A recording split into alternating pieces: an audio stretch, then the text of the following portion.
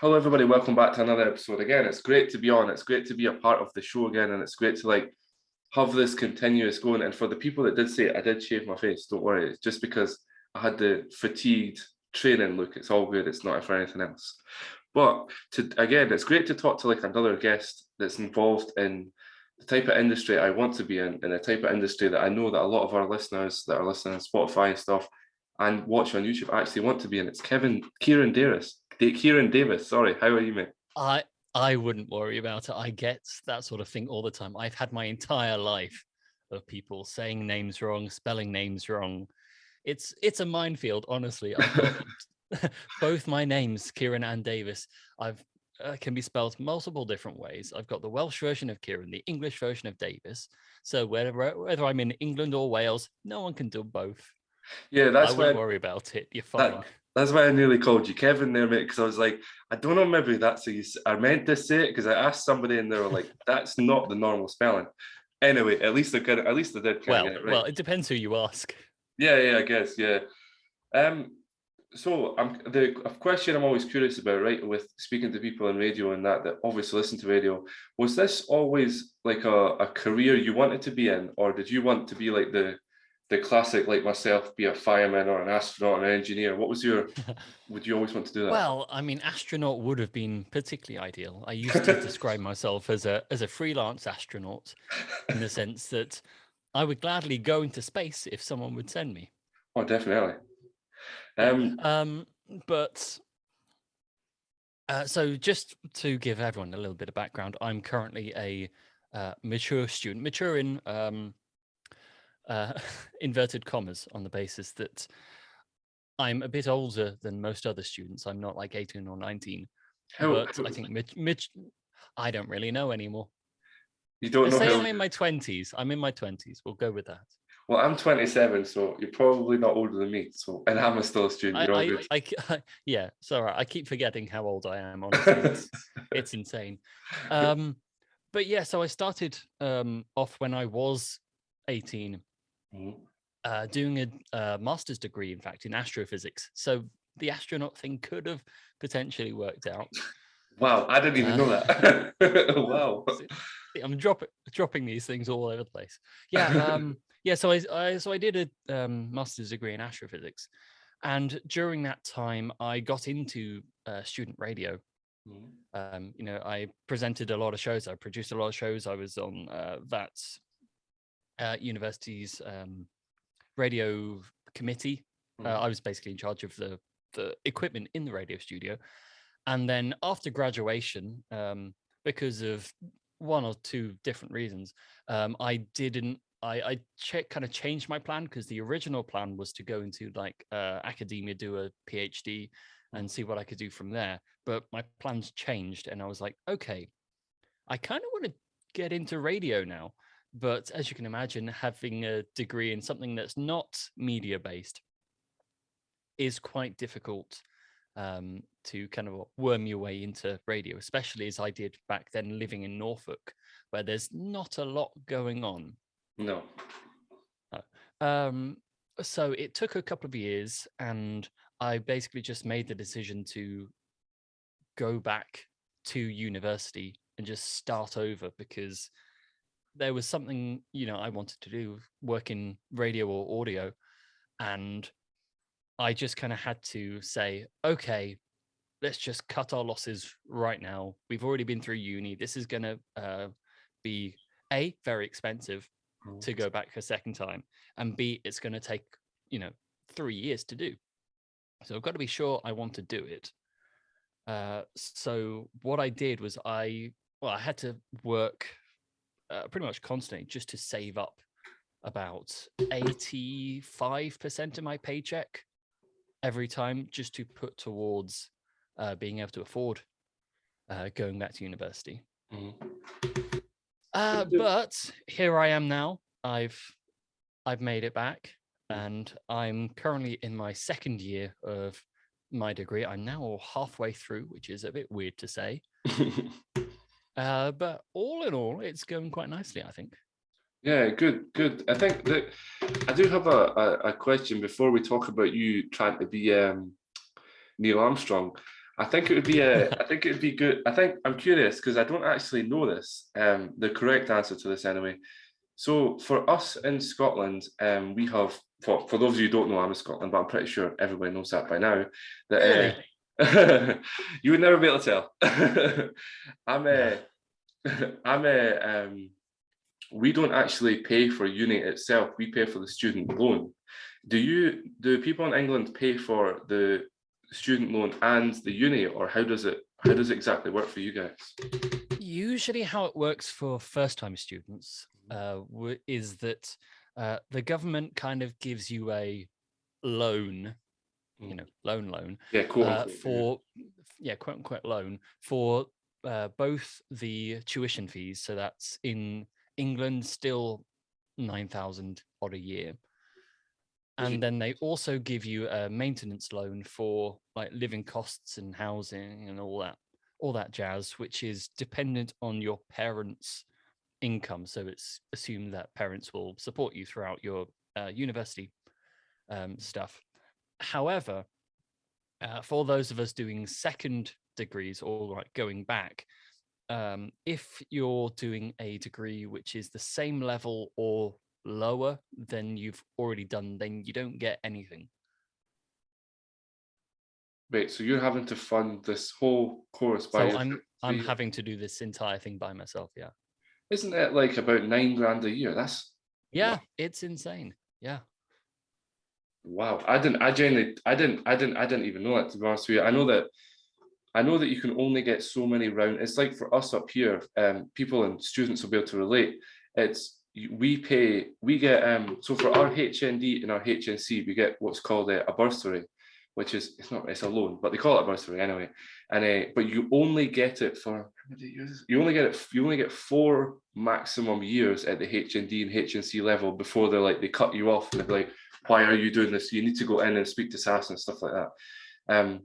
But I didn't actually know that you guys actually had to pay. Wow. So my question is, does that actually make you more, obviously you will be motivated to do it, but say there's days where you're not, will that actually make you more motivated to do it because you're actually physically having to pay out your pocket to do it? It would go day by day. I'd say in broad strokes, yes, it does make me more motivated to get on and actually make the most of the work, because I am physically paying for it. I have paid for it with like my time and blood, sweat, and tears. Mostly the sweat, if I'm perfectly honest.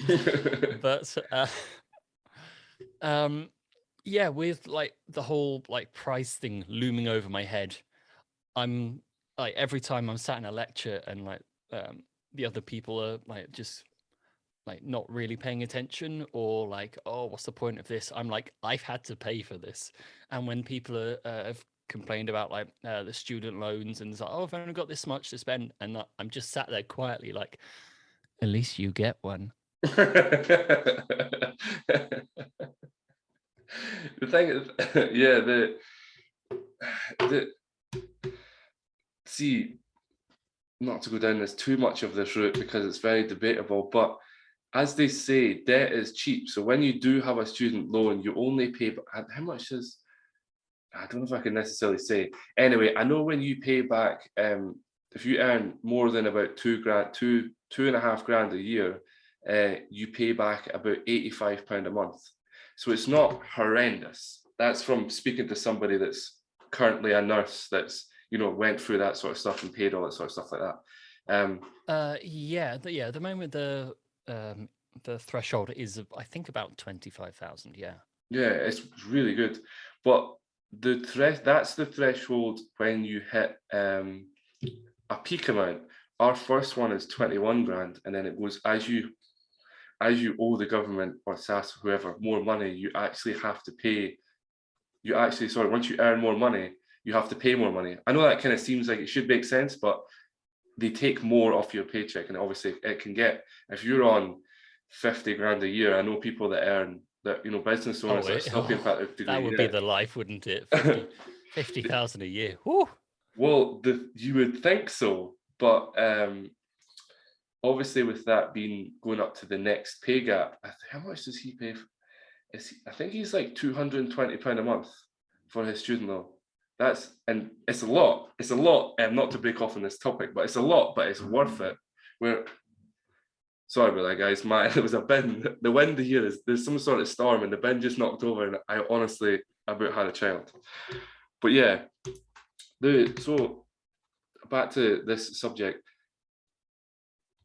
Does it ever like necessarily put you off maybe going back the next year or the year after because you having to pay for it? Or like, I know you really want to do it and I understand that, but there's bound to be that little Lehman thing, like, I don't feel like I should be because I'm not performing. Or are you just like constantly like, no, because I did do what I was doing before and now I'm doing this. Does it make sense to like, for you to keep going?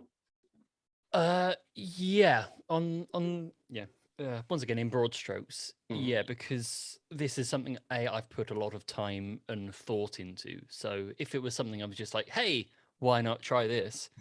Then you could be like, I've done like a year of this. It's not working amazingly. I'll just drop out. But here it's like I worked for like 2 solid years beforehand to be able to afford this. I'm damn sure going to be able to get through this. Yeah. And because of the experience I've had already with student radio and audio stuff, and like I'm a lifelong musician as well, and also as I mentioned, I'm a bit older than regular students, so I've got a bit more experience with actual working. That I'm doing pretty well in terms of the actual work, so I'm not worried about not being able to finish the degree. But yeah, the finances are always a bit of a sore spot, because sometimes I have to weigh up, like, obviously, as you can imagine, my social life is practically non-existent. But yeah, especially with stuff like car finances and everything, at the moment I'm trying to like financially figure out whether it's worth keeping my car, because like MOTs and fixing and fuel, especially nowadays, and insurance is still really high, a lot higher than I'd really like it to be. So it's just kind of going, okay, where can I cut these corners to make this the whole uni thing work again. Yeah, yeah, especially as you say, cars with depreciation in the market we're in just now, cars are worth more, but you've more to lose at the exact same time. It's crazy. Yeah, so does that? Well, I'm not sure my car is really worth anything. I got it almost 5 years ago now, and I got it for 1,500 then, so it's worth about 6 pence now. Yeah, the thing is though, you're right in saying that, because a lot of students actually don't concentrate on their finance. Even mature students, like I'd say to people, as everybody knows, I'm 27, so I'm classed as a mature student, which is strange because I have guys in my course that are in their 30s and one guy that's in his 40s, and their class is mature. It's very weird. But yeah, so we even at that, us ourselves, like we're a little bit different. But it's when you hear the quote unquote younger students going on and not saving and not necessarily like spending money when they shouldn't be and all this, it does it blows your mind a little bit. It does blow your mind, but it does, yeah. But and we could talk for days and days and days about that. But oh, we could. Yeah, I'm really interested in yourself. So if you really want to listen to about that, then I don't know. But there's stuff online. Anyway, back to yourself. So you got involved in your student radio. Was that? Did you have experience in radio before that? I know you were on your course you were before, but you must have had something that was like, you know what, I really want to do this. But what was that trigger? We'll say, what was the trigger before you went to student radio? And then when you were at student radio, what was the reason why that, you kept wanting to be involved type thing? Well, let's say the main trigger for joining student radio in the first place, way back when, was just that I fancied doing it, like, because we were going around the university's society fair, just with a couple of my friends. Although that said, bearing in mind, at the time I'd known them for about 3 days, so we'll say friends. That I just met them. Yeah. We were just wandering around the society fair, and we just came across the media society, and we were like, yeah, we could do a radio show. we talk quite a lot. Let's just sign up. And then it just snowballed from there. So we kept that show for 3 years on there. And then I just kind of got a hold of all the technology and was like, yes, I understand how all this works. Like innately, it's really easy. And then I just, did more. I produced more shows. I helped with a load of like live events and, what name it. I just went for everything. And then when it came to like graduation time, I was like, I'm spending more time working on the radio station than I am on my degree at this point. I was writing my like final projects in the office of actually, fun story. I started writing my 4th year dissertation while I was training people to use the radio studio. That's like next level multitasking. Well, it was technically in a break between training them, but I was just sat there with my laptop and was like, okay, let's start on this.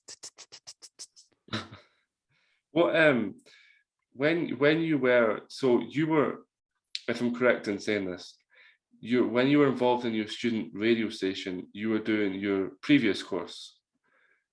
Am I correct in saying that? Yeah. So so at the same time I was doing the radio stuff and astrophysics. Yeah. Are you still involved in the radio just now? Well, not that radio station, because that was that student radio, because that was in Aberystwyth. Right, okay. So now I'm at the University of Salford. So I'm currently involved in that student radio station, which is Shock Radio. So I'm at the moment, I had a show last year. Now I'm doing my own solo show this year. What's your show on? Once again, I'm that's a fun question. Okay, so let me give you the pitch. The current show, we're on a break now until I think we should be starting again sometime early February. I think mid-February, something like that. Once everything is properly up and running. The show's called Into the Bunker. It's effectively a live immersive show set in a fictional universe, set in a fictional quote unquote bunker, where something is going on the surface to make all the residents stay down there. That'd be quite a good.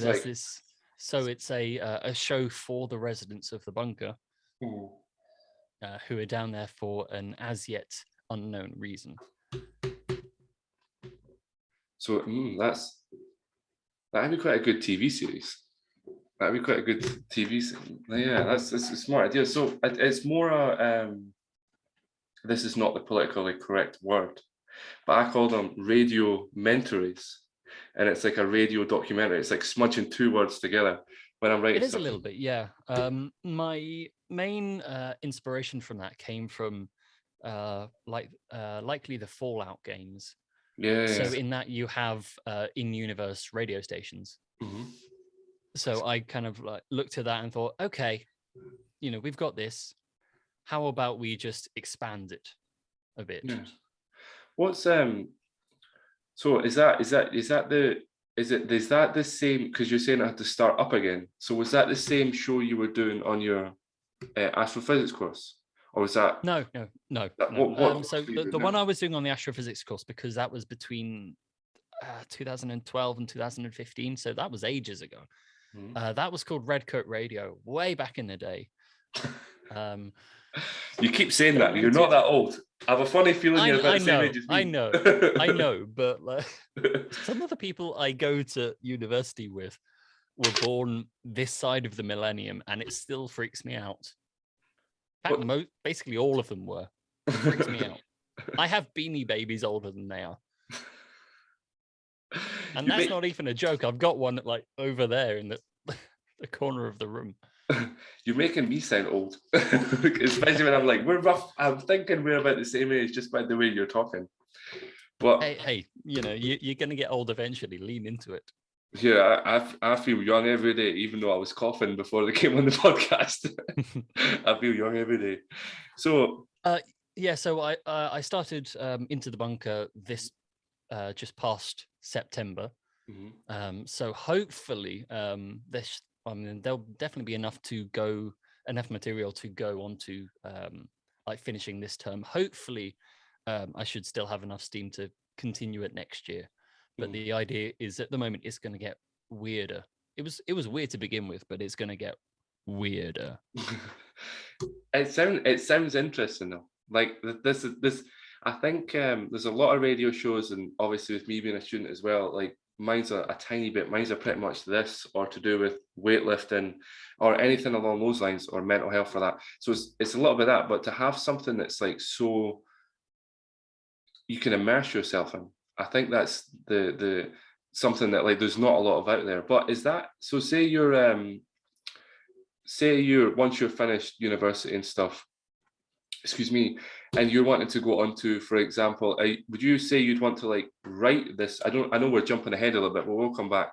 Are you wanting to like write this stuff for just because I've got a letter just from the BBC or ITV or anything like that? Is that what you want to like write that, or are you want to be more of a presenter in the normal quote unquote sense?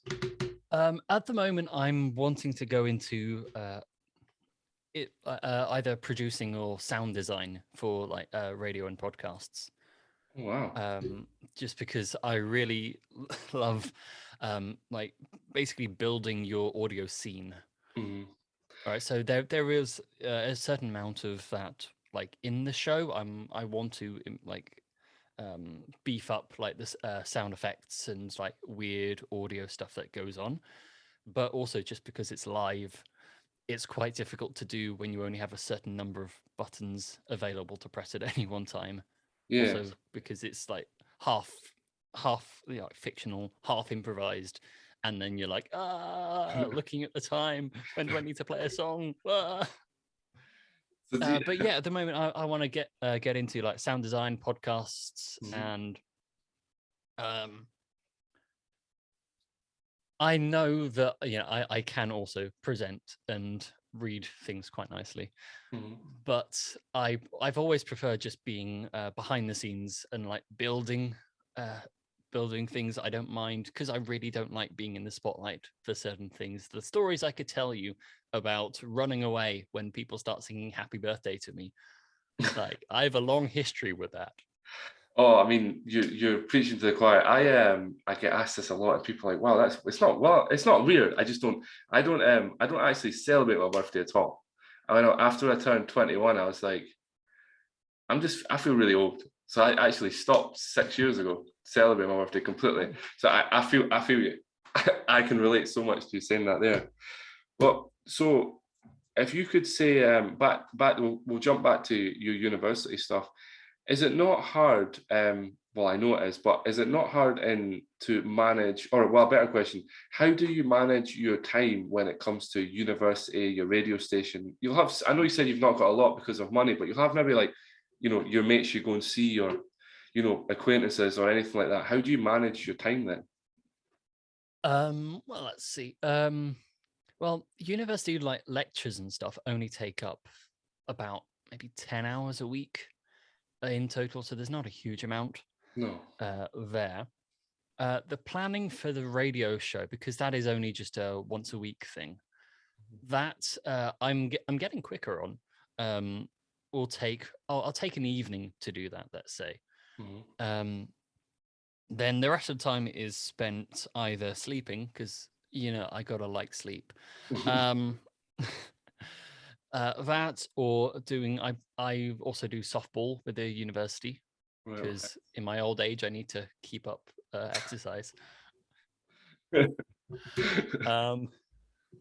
And then most of the rest of the time, because I live with my partner at the moment, so a lot of the time we just spend at home watching things or playing things, or because of various things, we tend not to go out to physically go and see people, but we've got like online chats for being able to spend time with other people if we need to. But also I'm quite comfortable in my own company.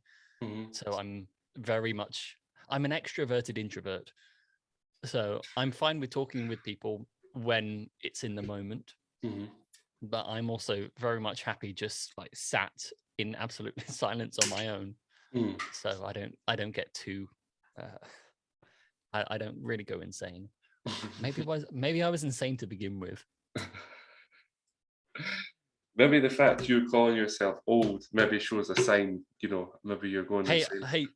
the number of times I've been called old by all the people I go to uni with, you've got to take control of those jokes. They They actually call lose you their old? power. Well, one or two, but they lose their power when you take control of it. So that's a good tip for any listeners. If people are trying to make fun of you for something, take ownership of it, and it loses its power. Mm. Yeah, we could talk about that for a long time. I don't really want to get into that sensitive subject still a little bit, but yeah, we could get into that for a long time. But so you're involved in shock radio now. Am I correct in Yes, saying that? Yeah. So is shock radio is the student radio station? Yeah, is that correct? it is. Yeah. So from being involved in the student radio station, do you think that makes a big difference in getting jobs when you leave university, or do you think you could still get in with a degree or just a degree? What's your opinion? Well, it doesn't hurt. Mm-hmm. Is my short answer to that. The longer version is, I at the moment I think so, because just in terms of the technology, I know that the playout system we use at Shock is the same that most professional radio stations do currently use. Mm-hmm. That I know What is after. That's called Zeta. All right. Okay. Yeah. Yeah. So if anyone's used that, that is what most professional radio stations use in some form. Mm-hmm. So after spending like 3 years working Zeta, I can say to radio stations, "Hey, I know how to use this," and they're like, "Great."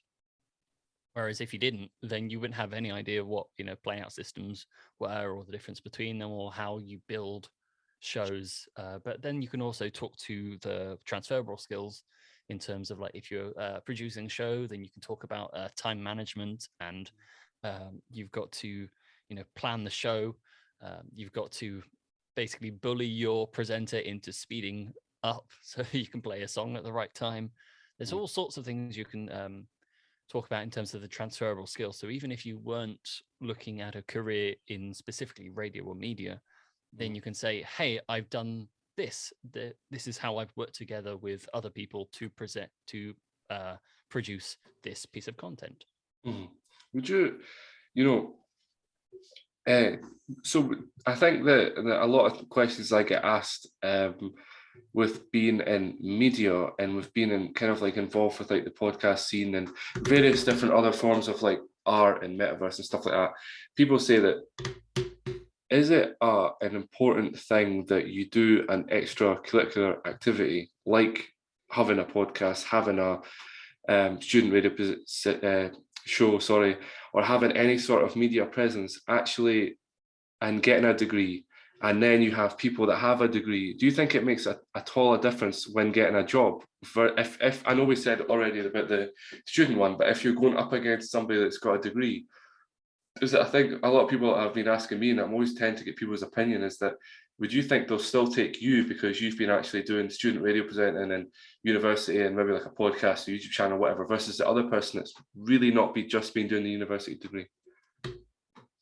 I would say that it's definitely better to have the experience, because whenever you look at any job listings or you talk to people in industry, then it's always about what experience you have, like what you've actually done. So you can spend your life studying like radio and TV, but if you haven't actually worked like a camera or a mixing desk, then they're going to be like, well, this person has, even if it's just a small amount.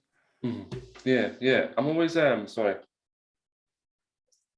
always curious about that type of thing, because I get asked it a lot, especially when you want to go into creative industries. And as a lot of as our lecturers tell us, and there's like a select people I know in the industry say that you've only 2 days a week in college, or well, maybe not uni, I don't know, but in college you've only 2 days a week, and there's 7, and you've plenty of time and plenty of hours to record something with your phone and even like edit it up over the weekend and release it once a week. It doesn't take a lot of hassle or time, but yeah, you're not the only one that's actually said that you actually have to kind of have something extra about you, especially nowadays with media being so not hard to get into as such, but there being so many more people and it being such a popular industry versus what it was like, maybe like 10 years ago or something like that. It wasn't as popular as it is today because of podcasts and because of all that sort of stuff.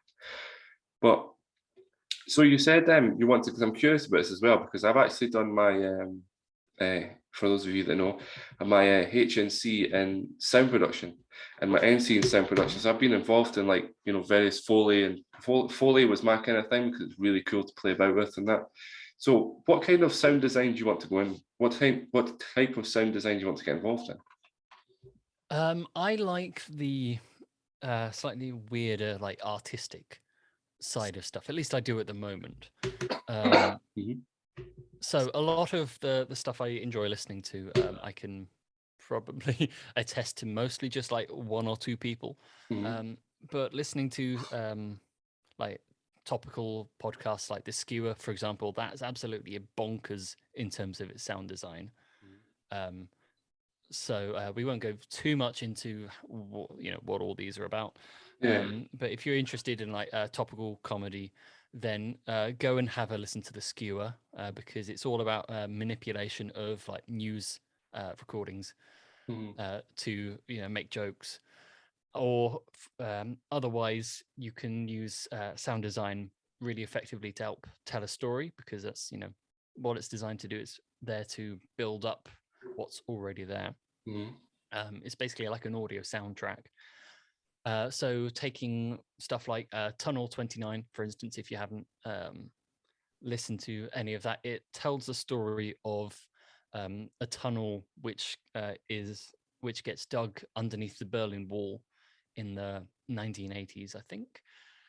And it's really gripping, partially because of how the story is told, but also because of the sound design beneath it, because it helps build the suspense, because you're not just looking back at what happened, you are put there in the moment. So you're going along with all the people that work together to rescue people from East Germany to West Germany.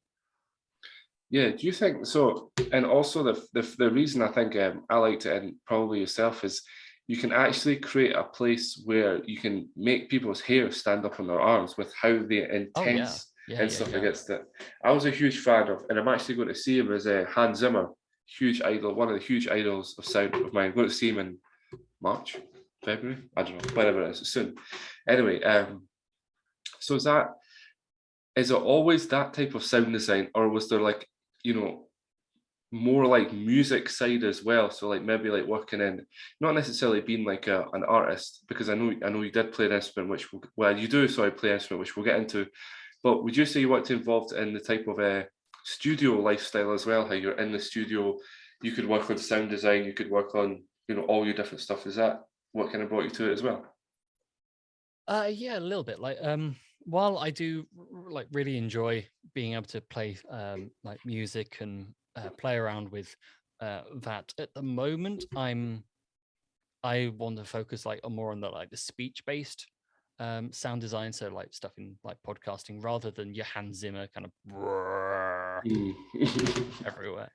The proper mental music that he does, yeah. So what instrument do you play? Oh, sorry, you were saying?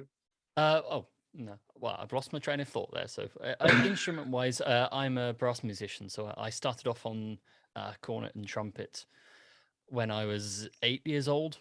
And I still play those now. I've since taught myself trombone and ukulele, and I can do a half decent keyboard.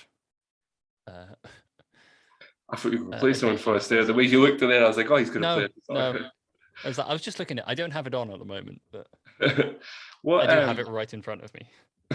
so what attracted you to them type of instruments then versus like the normal guitar and things like that?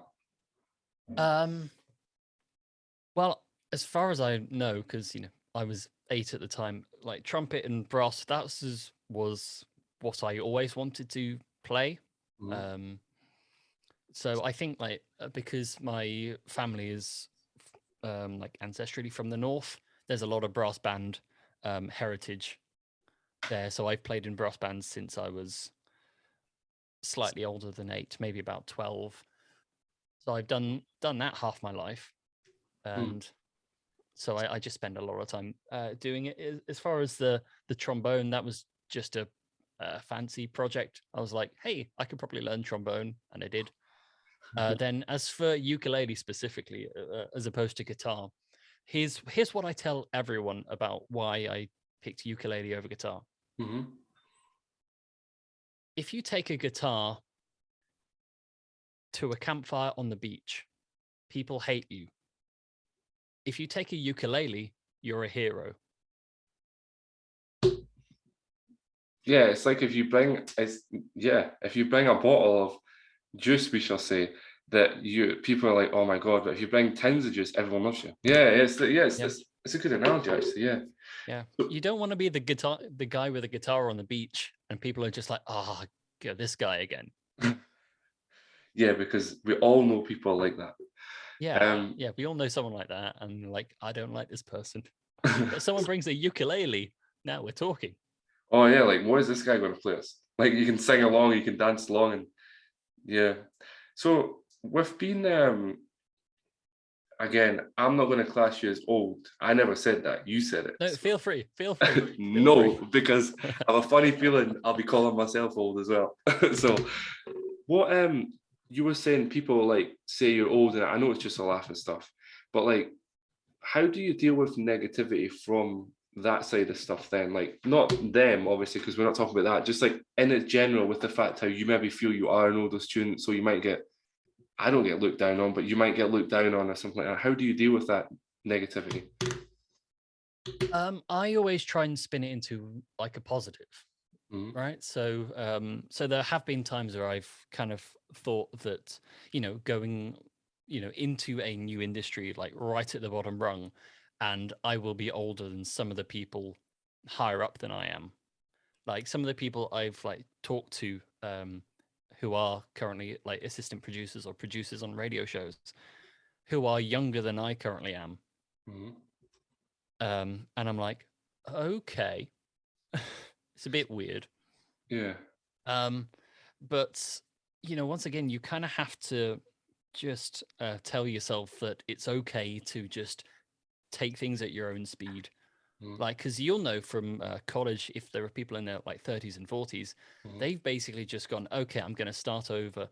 I know I'm, you know, starting this race older than some other people, but I'm not racing against them. I'm racing against myself here. Mhm. Yeah, So the exactly. only important person you need to compare yourself to is your own self. Well, yeah, you're true. And I think that it does come down to that thing that when you're being involved in a new industry, just because you are older, when you go to get a job, they may be like he's got, for example, one guy, could I say, I'm sure I can say his name, I'm sure he won't mind. Billy, I won't say his second name. Billy, he's 40, how old was Billy? 46? But he was in the police for 20 years. And he's been doing his own radio show for like 10. So it's like on obviously by himself. So he's had that experience and had that sort of like avenue alongside working. So when he does get his degree, he's more than likely going to get a job after it because he's got life experience and a show and all this sort of stuff. Yeah, You're right. exactly. Yeah. So that's what I'm talking about when it comes to like turning things into a positive. Mm. Yes, I may, be on my second round of university, but that means I've had 4 years of student radio experience beforehand. I've had a couple of years working in between. So I've had early mornings, I've had late starts. I've like proved I can do all like this. I've like driven professionally. I've done all this stuff Mm. that someone who's like currently about 20 probably hasn't. Mhm. So like if I was like going up to like have some sort of an interview with um and they were like, oh, so you know, tell us why we should, you know, take you on instead of like a younger person because you're a little bit older. And I'm like, okay, here's all the stuff that I can do, all the stuff I have done. Mhm. It's like I can and have got up early. I've, you know, worked in all weathers. I've trudged through snow and thunderstorms to do what I need to do. Mhm. Whereas like I have a proven track record of actually turning up on time and working every single day. Mhm. What so when you're, because I really want to talk about your astrophysics thing, but see when you were doing that degree because it was so different, right? It obviously I don't we will get into that a little bit, but because it was, from what I know, and I'm gathering it is, it's really different. Um, how did you manage your time between, I know you said you barely did it, but studying for that and being involved in that and being involved in a radio station, how did you manage to do both? Like how did Um, long hours is the answer to that. I think when it came down to like fourth year, because that was when it really kicked into high gear of doing everything all at once. I mostly just left the house at about 9 o'clock in the morning, and I got back like late every single night because it was either going to lectures because we had a lot more, as you can imagine, a lot more lecture time doing astrophysics than we do doing TV and radio. Mm. And then it's just lectures, and then going to the office, doing work like like researching or writing or trying to figure out quantum mechanics, and then just perform like tech ops for the radio studio at the same time because it was just upstairs. It's quite easy. And then just getting back late and conking out. So sometimes you've just got to put the time in. Yeah, I mean you're very right.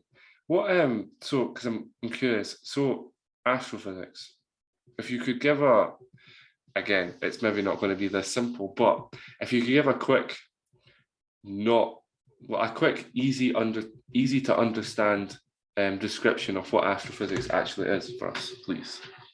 Okay, space physics, effectively. All right, space. So like how big is the universe and time travel and not time travel, Well, speed there's a of little light, bit things of like that. time travel. Yeah, because obviously the faster you go, if you go so fast into space, it'll be a certain amount of years, and then on Earth it's another amount of years. Things like that. What Time dilation. yeah, so what made you want to get involved in that? Like where did that come from? That was pretty much something I always really enjoyed doing, like in school, and that was something I was always interested in, just space stuff, because to me it always seemed a lot more colorful Mhm. than regular physics. Um, so you've got literal massive balls of flaming gas in space. You study enormous explosions all the time, Mhm. and like black holes, and it's just absolutely insane because all this stuff is completely mind-boggling in terms of like if you just think about your regular day-to-day life, you kind of get up, you make a cup of tea, you maybe go down to the shops, pick up some more milk, you go to work on some projects and come back home again. Whereas like just above you in the sky, there is just this big round ball of energy, and it is however million miles away, and it is absolutely freaking enormous. It's like in terms of mass, it is a million times the mass of the Earth. Mhm. What And oh those sorry, sorts of no. numbers, your brain cannot comprehend. Mhm. What Like distances and sizes of everything. It's completely mind-boggling, and like just a lot of the time you see pictures of like stuff and like NASA has taken in with like the what we'll see with the James Webb telescope that's just gone up into space mhm. is absolutely bonkers. And I'd say like anyone would want to find out just why, or like what is that. Yeah, because there's the whole thing uh of the moon and there being people on the moon and like all this sort of stuff. Again, that's another subject you could talk about for days and days and days. But what's the so kind of like how well I made a joke about you want to be an astronaut type thing. Was it that type of thing, or was it more on the science, like the scientist side of stuff, studying it, or did you genuinely were like, you know what, I kind of want to go to space? I think everyone kind of wants to go to space, right? Oh yeah, definitely, yeah, definitely. That's kind of like a joint dream of every single person on the planet. Mm-hmm. But I think when I actually researched potentially becoming an astronaut, like during my time at uni, the practicalities of it made things a bit more difficult because it's a lot easier if you're American Mm-hmm. because NASA has a like much bigger budget than than Europe does because Europe has the ESA, or the European Space Agency, Mm. and but then also it tends to be they need pilots a lot of the time, pilots and like plus scientists, pilots/scientists even. So you kind of need to be able to do both. There's a lot of old like Air Force people who have gone up because they can fly the rockets. But also like you really need like the best of the best to be the scientists up there. And I was like, that's a lot of pressure. You're literally looking down on the whole world as the whole world looks up to you. Yeah. Yeah, Also, like I like from previous years, I just have this recurring nightmare of going out on a spacewalk and then just being cut loose, oh, and then you're just left drifting. you, here's a probably might be a silly question, might not. How long would you actually drift for? Would it literally be until I take it starvation type thing, or until your oxygen tank gave out? I guess it would be.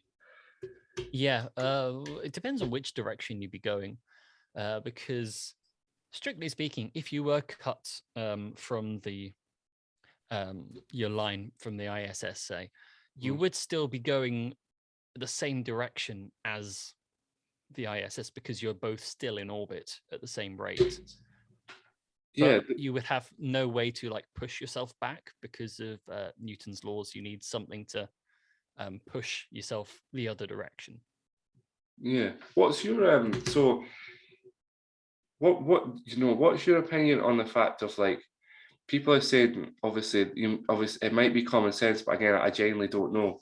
But the satellite that just went up, I'm being told like you kind of been told, not you, but like you kind of been told a lot of different things. It's for you've got people that say it's for looking for aliens. You've got people that say it's for looking for new planets. But what you've also got people saying that it's to look into the past. Now, I don't understand that. What were you able to explain that a little bit? Yes, hopefully. Hopefully, hopefully you can. Okay, so there's this thing called the speed of light, right? Yeah, Which yeah. is like 300,000 kilometers per second. Mhm. It's absolutely insane. So light does take time to travel. So between here and the sun, the light from the sun takes 8.3 minutes to reach the Earth. So when you look at the sun, you are actually looking at the sun 8 minutes ago. Oh wow, I didn't know that. Okay, so you know how light travels faster than sound. Yeah, yeah. Sounds, yeah. So like if you're far away from like someone hitting a ball, for example, you see the ball hit before the sound reaches you. Hmm. Yeah. So that's the sound. That's the difference in travel speed. So if you just imagine the sound, like instead of light, it's the sound. So that travels over towards you. The same thing with the sun. So the light or sound in this case is travels from the sun, however millions of miles, to Earth, which takes 8 minutes. Hmm.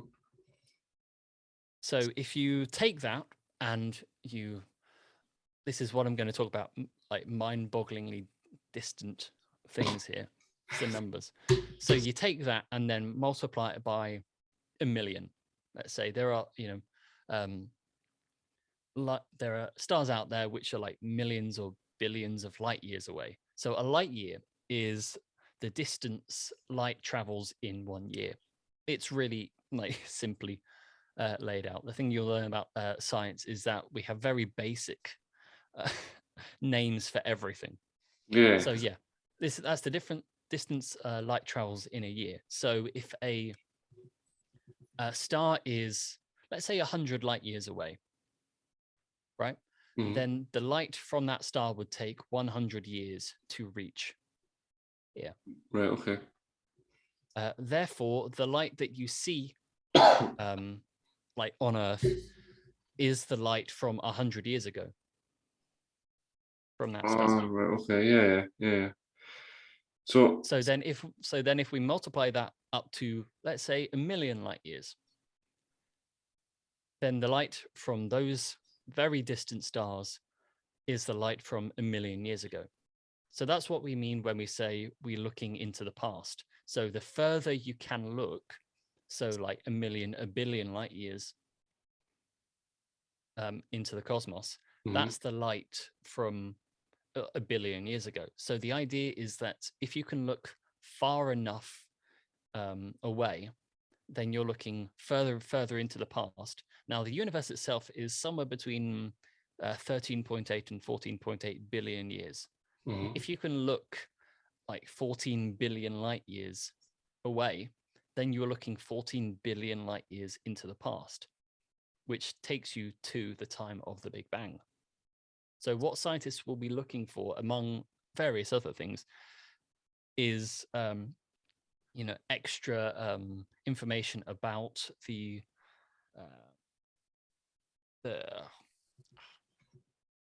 state of the universe around the time of the Big Bang, because that is still one of the major mysteries of the universe, is how it actually started. Do you think there's wow, that's a good explanation, and a really simple way of explaining it, that and I appreciate it, I'm sure our listeners will as well. Do you so do you think there's also, like, say they get the information on how the universe was first started, do you think that it's going to affect anything in a way? I don't know if that's a silly question or not, but not day-to-day stuff, no. Like, it's not going to affect house prices. No.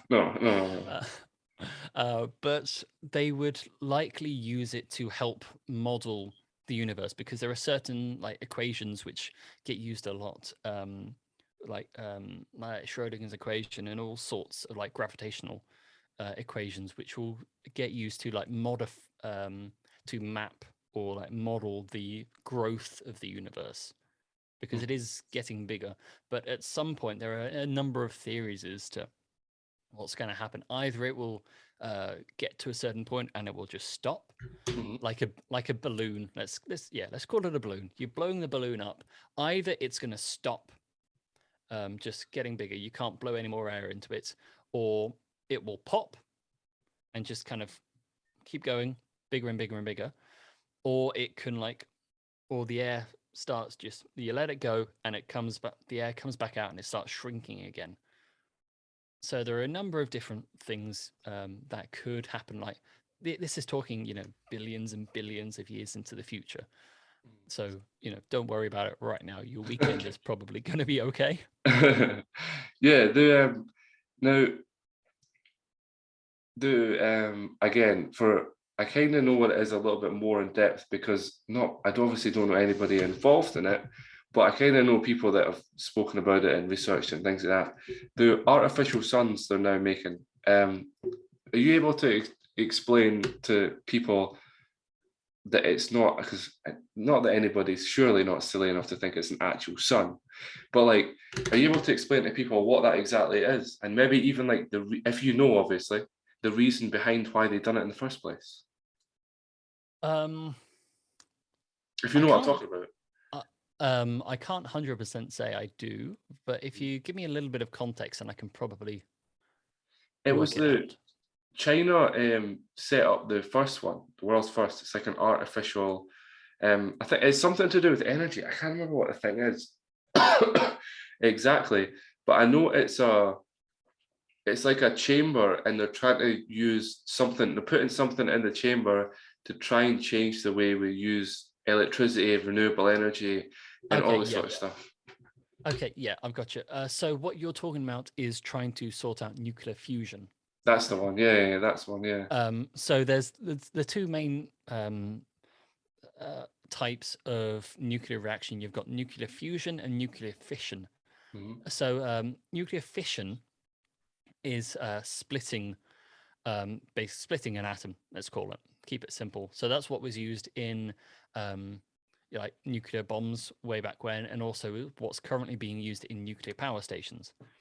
You're splitting an atom, and the resulting energy is what we use to power things.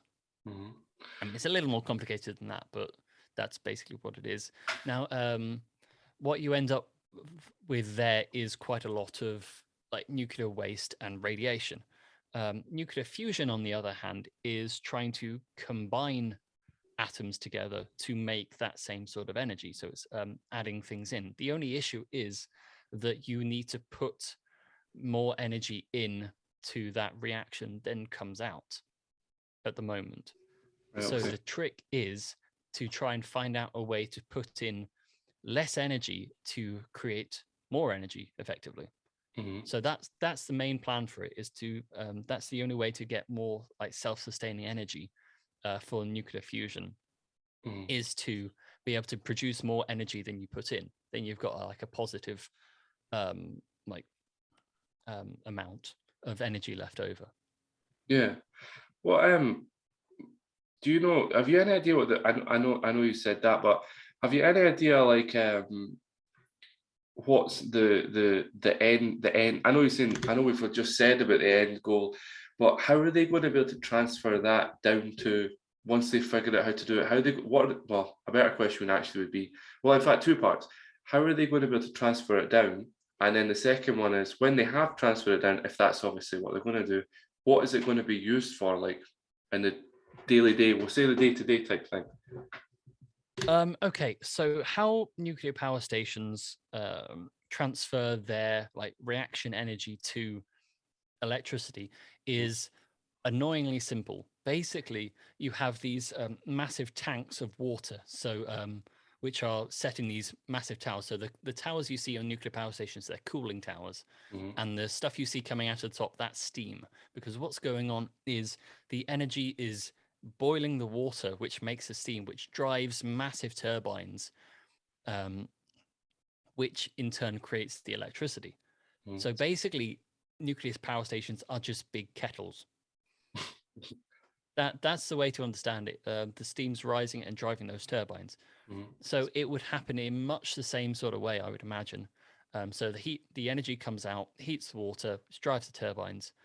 But the thing is, you would be able to reroute some of that energy again to proliferate more reactions, which also happens in nuclear reactors at the moment. There's a lot of proliferation going on, which is just taking a bit and continuing the cycle effectively. We'll just call it that.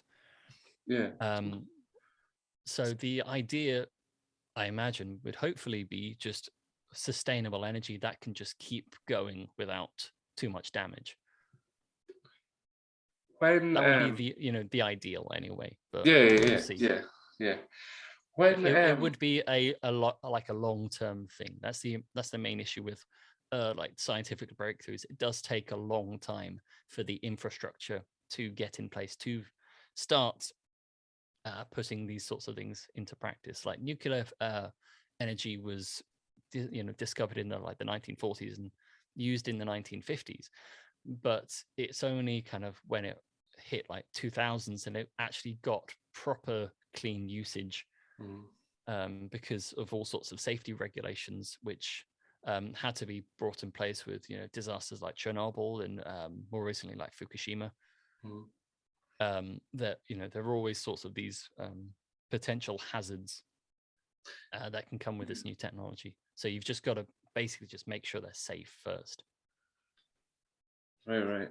What so you nuclear waste is something, you're honestly the perfect person to ask. Nuclear waste, the reason, obviously, it gets stored, and why can't, I don't know if this is a silly question or not, but I'm sure when speaking about it to people, they ask me, and I literally have no idea. But why, when nuclear waste is stored in barrels, and obviously it gets stored, I'm not sure where in the UK it gets stored, but I know there was a place in the States where it got stored, and they showed you a video, and it was crazy high stacked with barrels. Why can they not use that barrel, the nuclear waste, for anything, like anything to benefit? Is there a reason behind that? Yes, it's basically just because I'm not sure how to explain this in a particularly cohesive way, but how the nuclear fission works is you effectively you've got your atom, which is contained of a nucleus in the middle, just imagine an apple surrounded by a load of cherries, which are electrons, right? So they're whizzing around. You knock one of those cherries off and create some energy. Great, that's your nuclear reaction. However, the what you've got left as a result is somewhat more unstable and a bit dangerous because it's giving off this radiation.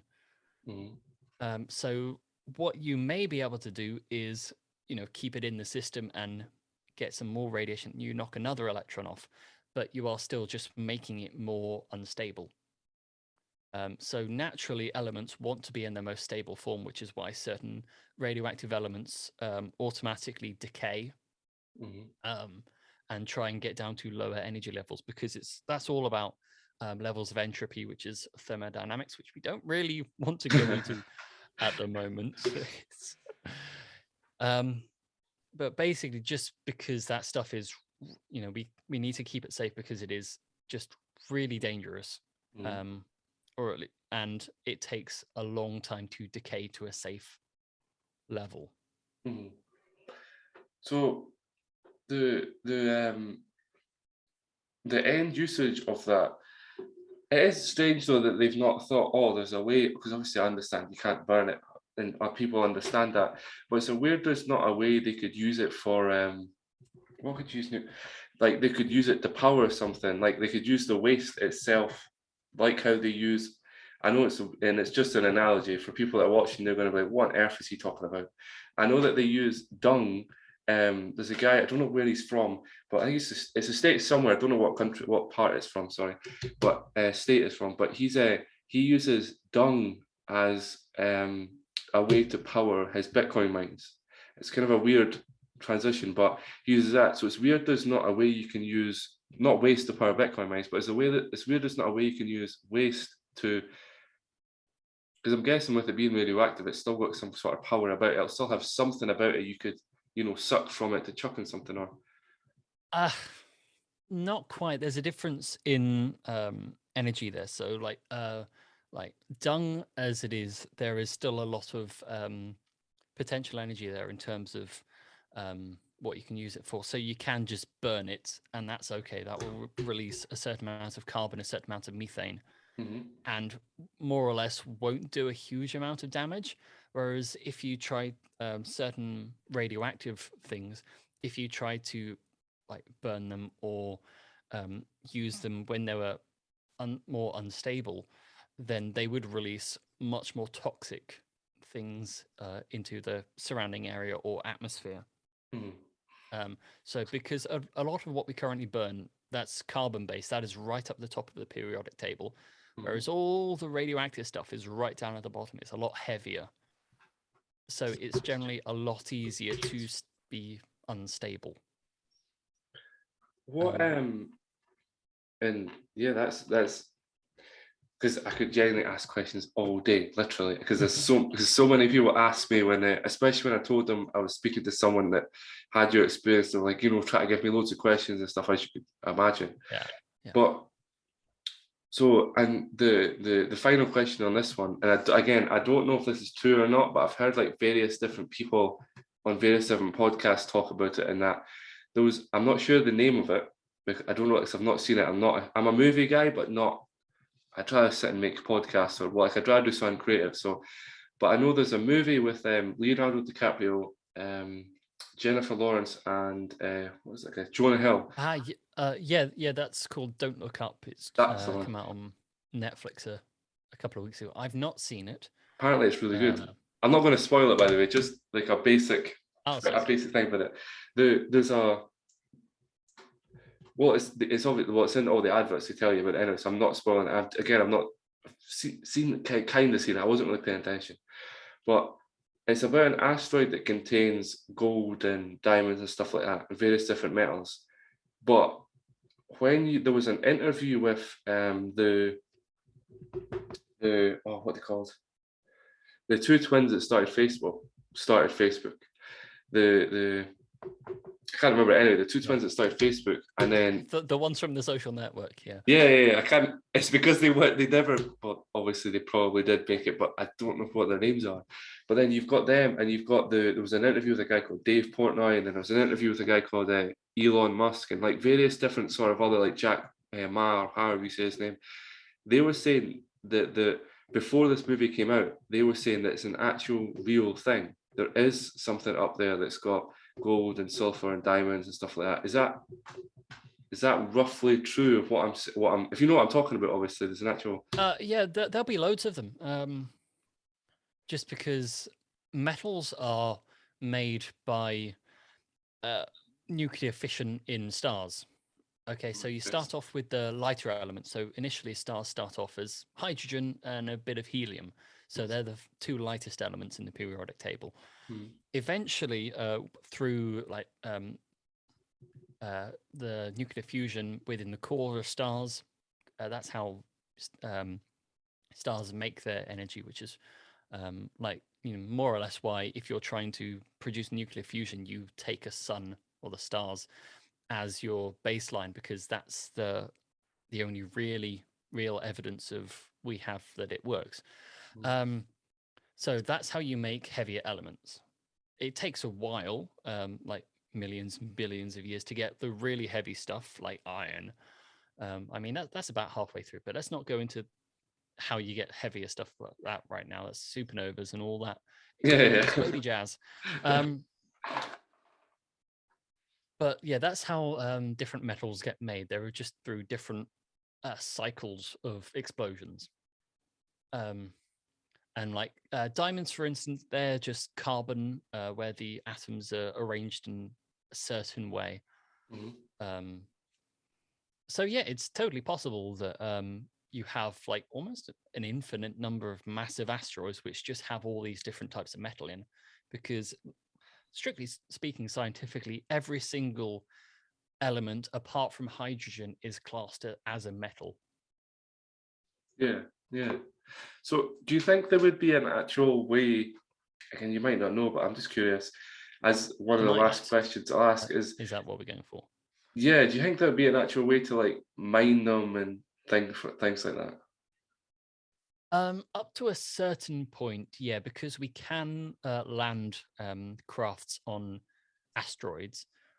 Because I think back in 2015, I think there was this mission from NASA to land a rover on a moving asteroid, and it worked. So we could find out what it was made out of. But in terms of actually mining it, you come across a few kind of issues. The main one being, if you manage to land either an unmanned rover or say a rocket on this moving asteroid, you set up an operation to mine it. Let's just ignore the oxygen supplies you'd need to try and keep your people alive if they were there, or like living situations, food and all that stuff. Ignoring all that, you would need to get whatever you've mined back. Okay, so gold, for example, is really, really heavy. If you take, let's say, a couple of tons of gold out of this asteroid, you load it up on your rocket. Now your rocket weighs a couple of tons more. You need the fuel to get all that back. Not to mention that launch windows for space missions are really, really small. Because just of how the distances, what scientists do when they're trying to land on, let's say, Mars, for example. Let's just pick a nice easy one. It's like it's like throwing a tennis ball, right? That's your planet, and then trying to throw another ball to try and catch up with it. You've got to throw it where the ball will be, not where it currently is, where it will be. So you've only got a certain amount of time to get your spacecraft, because you know how quick it will go, and you've done a load of very complicated maths to try and figure out where the easiest place to try and intercept the orbit is. So depending on how far out this asteroid is, and where it is in terms of its orbit around the sun, assuming it's in this solar system, there will only be a very small window where it's closest to the Earth to make it feasible to get back safely. And if you miss that, then your crew could be on that for a long time. I mean, look at Halley's Comet. The orbit of that is 127 years, something like that. You don't want those people out for 127 years. Otherwise, you've just sent a load of people to their deaths. So it's difficult, is what I'm saying. Yeah. It seems like something that they want to, because I mean, Elon Musk said that he was wanting to not blow it up, obviously, but blow up a part of it and try and get it down here to then. But he said the problem is gold would, what did he say? Gold would rain on Earth, plentiful as sand. So it would be that type of thing. I don't necessarily. It's not like you can't. It's not like I don't say I can't believe him, because it's Elon Musk and he's just, super villain, smart. But it's a weird one. It's a weird one. But when you when you were going from, because I'm very curious about this, when you were going for the astrophysics course, was there not a part of you that was like, this is really hard? Because it. Oh, yeah. That was the entirety of my third and fourth year, I think. It's just everything you just said has that's why I've been a little bit slow at times. So I've been trying to process it and stuff and be like, this just sounds like it's really interesting. And obviously that's why I've asked you so many questions, it's really interesting, but it sounds like really difficult to work on every single day. So what attracted you to it? What's the reason behind it? Well, honestly, the reason that attracted me in the first place is the reasons I've mentioned already. Just the fact that you're studying massive explosions in space. What's not cool about that? But when it actually came to the actual act of studying it, it was, as you can imagine, really tricky because of it was mostly maths, if I'm perfectly honest. There was a lot of very long, very complicated equations to try and figure, do energy transfers and speed of light equations and all sorts of jazz like that. So the actual time studying it was really difficult because of, as I said, very, very complicated maths. So which is probably one of the reasons I didn't turn off it so much. It just took the science into a new light, let's say. So by the end of it, I was I'm not sure I want to do this as a profession, as a career, because for one thing, I really don't like, as it turns out, coding on computers, and there is a lot of that if you're planning space missions or anything. That's basically all there is, because you're just writing computer code all the time, and I really don't like that. Yeah, I've had experience in doing that sort of stuff. It's very hard. Very, very hard. Yeah, I do want to say we're not finishing just yet, but with you going into two different jobs, because I'm curious about this one, because obviously the astrophysics thing and the radio, again, it's two very interesting subjects. But when you were on that and you were on the radio course, obviously social media, and I'll hopefully get yours off you. Social media was maybe not you maybe people did use it. I don't know as such. I know I follow a couple of guys, but they're not huge. But did you ever have to watch what you posted on social media for both of them? And the second part to that question, when you're going to get a job in either of those industries, or in any industry, you could say, but mainly the two that you know of, would you say you kind of have to watch what you post on social media? I know I'm not talking about like being racist or nothing like that, because obviously that's just ridiculous. But I'm talking about like just various other things. Did you ever think you had to like watch what you had to post, or watch what you should? Sorry, should you think I should say? I think I was in the fairly lucky position of being a bit boring when I was at university the first time, anyway. But yeah, especially nowadays, you do need to be a bit more careful, especially if you are looking at going into media in any sort of way, like for any private things and like Facebook and stuff. Just lock that down as much as you can, because the way I see it, that's your personal stuff. You don't want people trying to stalk you on there. Twitter that's more of a public forum. So once again, you do kind of need to be a bit careful about what you post on there, especially if you're trying to present a professional face. And then you've got your LinkedIn, which is all professional all the time. So it's just about looking at the different platforms you've got, how professional or like fun you can afford to be on each one of those. So they have like say how like TV shows have different audiences. Those like social media platforms have different audiences. So like with Twitter, you can be a bit tongue in cheek, you know, but also be professional. Whereas like LinkedIn is all professional and Facebook is just whatever you want, but also, you know, just if you've got pictures of you, they like to say, give this example when we've gone through these sort of lectures in uni. It's like, if you've got any pictures of you throwing up on a Saturday night, just maybe get rid of those, lock those down somewhere. Because if people do Google you or try and look into you a bit for those sorts of media reasons, they'd see those and go, maybe not. But it's I'd say if you're looking at having some sort of career in media, definitely take a look at your social media, because media is half of the words in social media. It's important. I couldn't agree more. Honestly, I couldn't agree more. And as I say all the time, with knowing people that are in business in various different industries, a great example was, I know a mate that owns a bar. I won't say his name because, well, he told me not to, but well, asked me politely not to bear me put.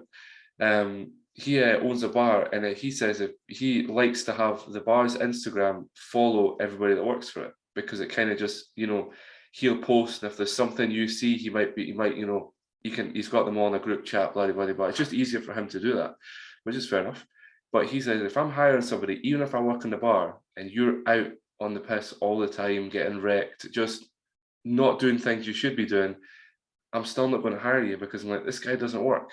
Like, he's always out, he's always doing this, he's never concentrating, he's never spending his money wisely. So it does, there does come an avenue, you obviously need to be yourself, but you are representing your family, your brother, your sister, you know, mom, dad, whatever you want to call it. You are representing them as well. So you can kind of do what you want, but you kind of can't, which is acceptable, which I can more than happy see why people won't take somebody on that does that sort of stuff. Yeah. It's the weird dichotomy of if like me, you're fairly boring and you don't post anything like major or like super weird, then you don't really need to worry about locking everything down. So like it's the weird thing of like, if you've got nothing to hide, then like there's nothing wrong with us looking through, which is obviously a bit weird and under certain circumstances. But so equally, if you do have like weird stuff going on, then, you know, obviously you'd want to lock that down, but also the people who may be interested in like hiring you, for example, it may be important information for them to know. So it's a bit of a juggling act. But then again, there are certain things which may be a bit more personal, like for like mental health difficulties, for example, that you may post about, for example, on your personal Facebook page, which employers may look at and just, whether it's legal or not, say you're not really worth the trouble. But legally, it's none of their business. 100%. I honestly couldn't agree more with So you. it's potentially just more sensible just to safeguard that sort of stuff. And if you've got your professional face, then that's the thing you need to present to industry and professionals. Yeah, you need to, and at the end of the day, I always tell people that you can make your accounts private on Twitter and Instagram. You can do it. It's not, and people don't look down on you for it. They just like, okay, this guy wants, or girl, or whatever you identify as, wants to have a bit of privacy. Fair enough. Like, yeah.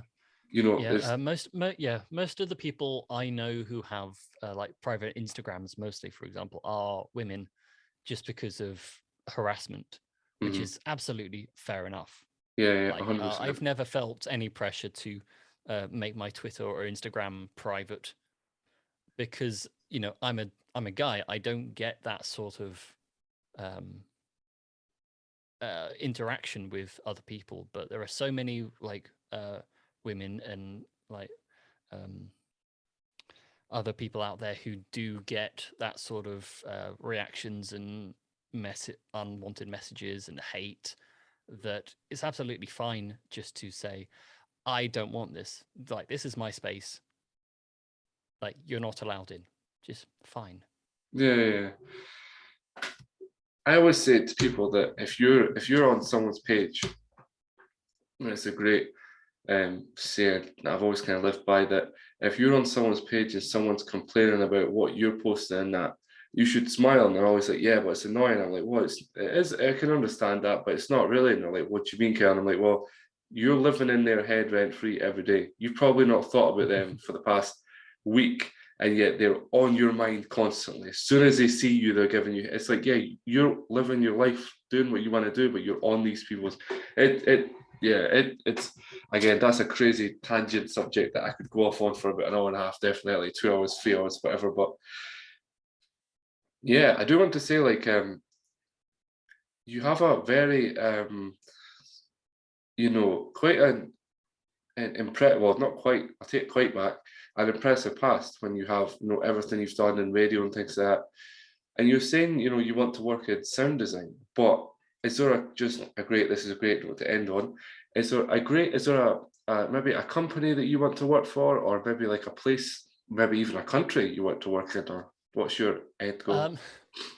Well, I mean, those are all different questions, I think, because ideally, like future wise, if I were to pick anywhere to like live and like build my life, it would likely be somewhere like New Zealand. I know everyone says New Zealand, but there's a reason everyone says New Zealand. Yeah, because it's amazing. And it's not just because of Lord of the Rings. Well, only 80% Lord of the Rings.